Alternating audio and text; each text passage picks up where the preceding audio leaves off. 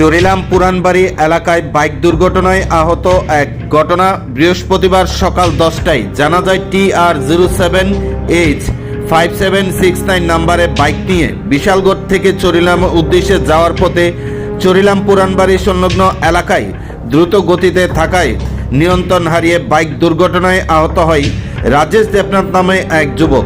প্রত্যক্ষদর্শীরা দেখতে পেয়ে দ্রুত খবর দেয় বিশালগড় অগ্নি নির্বাপক দপ্তরে। বিশালগড় অগ্নি নির্বাপক দপ্তরের কর্মীরা খবর পেয়ে দ্রুত ঘটনাস্থলে ছুটে গিয়ে আহত বাইক চালক রাজেশ দেবনাথকে উদ্ধার করে বিশালগড় মহকুমা হাসপাতালে নিয়ে আসে। সংবাদ মাধ্যমে এই নিয়ে বিস্তারিত জানান অগ্নি নির্বাপক দপ্তরের আধিকারিক। এদিকে দুর্ঘটনার খবর পেয়ে ঘটনাস্থলে ছুটে আসে এলাকাবাসী। পুরানবাড়িতে একটা অ্যাক্সিডেন্ট হয়েছে, আমরা খবর পেলাম ফায়ার সার্ভিস আয়া দেখলাম একটা ছেলে একটা বাইকের থেকে মানে পড়ে গেছে। তো আমরা ওখানে রুগী নিয়ে বাইকের নাম্বার জানা গেছে।